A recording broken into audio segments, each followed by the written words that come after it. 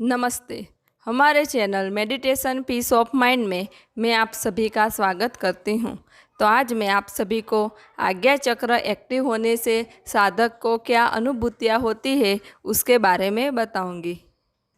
हमारे शरीर में स्थित 7 चक्रों में से छठा और महत्वपूर्ण चक्र है आज्ञा चक्र। आज्ञा चक्र मस्तिष्क के मध्य में भौहों के बीच स्थित है, यानी हम जहाँ तिलक करते हैं वहाँ आज्ञा चक्र होता है। इस कारण आज्ञा चक्र को तीसरा नेत्र भी कहा जाता है। आज्ञा चक्र का कलर श्वेत वर्ण है।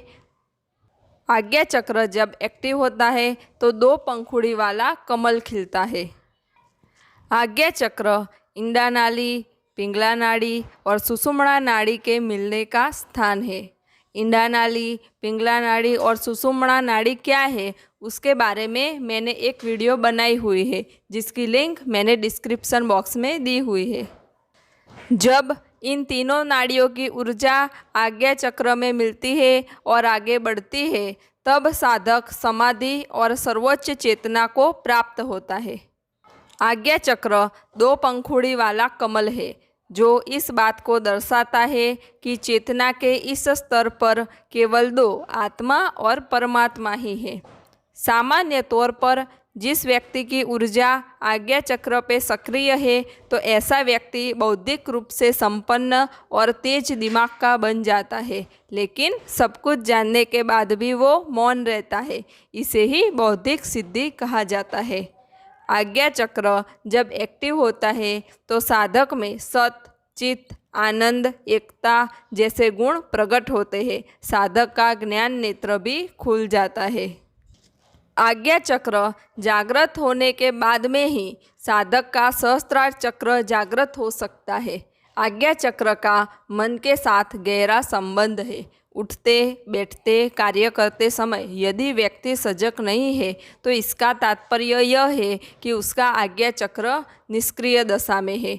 जब साधक का आज्ञा चक्र एक्टिव होता है तो साधक की क्रियाशीलता के साथ उसकी जागरूकता भी बढ़ने लगती है।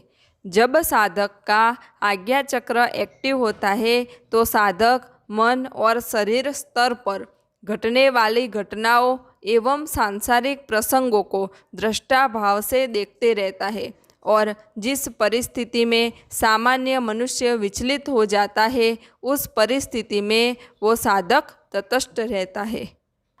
जब साधक का आज्ञा चक्र एक्टिव होता है तो साधक के चित्त की चंचलता समाप्त हो जाती है। साधक की बुद्धि में पवित्रता आती है। साधक आसक्ति रहित हो जाता है और साधक जो भी सत्संकल्प करता है वो सारे संकल्प पूर्ण होने लगते हैं।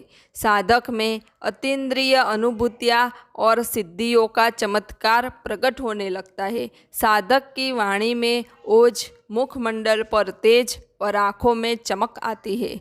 साधक को सिद्धियाँ प्राप्त होती है, लेकिन जब तक साधक सिद्धियों के प्रति मोह भंग नहीं होता, तब तक वो आज्ञा चक्र से आगे नहीं बढ़ सकता, यानी सहस्त्रार चक्र तक नहीं पहुंच सकता। जो साधक सिद्धियों के भ्रम जंजाल में उलझ जाते हैं, उनके लिए चेतना के सर्वोच्च शिखर तक पहुंच पाना संभव नहीं होता।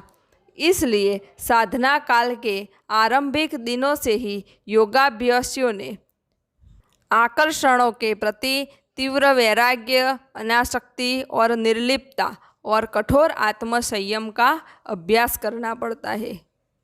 जब साधक का आज्ञा चक्र एक्टिव होता है तो साधक को सर्वप्रथम भीतर गोले दिखना प्रारंभ हो जाता है। इससे साधक को भूत, भविष्य और वर्तमान तीनों प्रत्यक्ष दिखने लगते हैं, और साधक को भविष्य में घटित होने वाली घटनाओं के पूर्वाभास भी होने लगते हैं। जब साधक का आज्ञा चक्र एक्टिव होता है तो साधक के मन में पूर्ण आत्मविश्वास जागृत होता है, जिससे साधक असाधारण कार्य को भी बड़ी सरलता से कर लेता है। बाद में साधक को आज्ञा चक्र में ध्यान लगने पर नीला या पीला रंग का गोला दिखाई पड़ता है, वो घूमता हो ऐसा अनुभव होता है। आज्ञा चक्र में वाइब्रेशन मिलते हैं और साधक के भीतर जैसे बाहर सूर्य उदय होता हो तो कैसा दृश्य निर्माण होता है, वैसा ही दृश्य साधक के भीतर भी निर्माण हो जाता है और साधक को भीतर भी सूर्य जैसा गोला दिखता है। आज्ञा चक्र जागृत होने से साधक सिद्ध पुरुष बन जाता है। उस साधक के भीतर विशिष्ट चुंबकीय ऊर्जा का निर्माण होने लगता है, जिससे साधक के भीतर के दुर्गुण खत्म होकर साधक को एकाग्रता, शुद्धता, पवित्रता जैसे गुण प्राप्त होते हैं। साधक के विचारों में दृढ़ता और दृष्टि में चमक प्रकट होती है। आज्ञा चक्र पर पहुँचे बगैर साधक परमात्मा के पारलौकिक जगत में प्रवेश नहीं कर सकता। जो परमात्मा की शक्ति का अनुभव करना चाहता है, जो विश्व चेतना का अनुभव करना चाहता है, उसे आज्ञा चक्र एक्टिव करना चाहिए।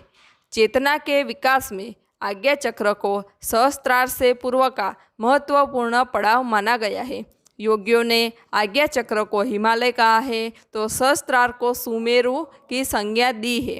हिमालय गए बिना सुमेरु तक नहीं पहुंच सकते, वैसे ही आज्ञा चक्र को एक्टिव किए बिना सहस्त्रार तक नहीं पहुंच सकते। तो आज्ञा चक्र को एक्टिव करने के लिए रोज़ाना ध्यान करें और मेडिटेशन करें। आज्ञा चक्र के ऊपर मैंने एक और वीडियो भी बनाई हुई है, जिसमें मैंने आज्ञा चक्र को एक्टिव करने की ध्यान विधि बताई है, जिसकी लिंक मैंने डिस्क्रिप्शन बॉक्स में दी हुई है। सब घटवासी परमात्मा को प्रणाम। नमस्ते। हमारे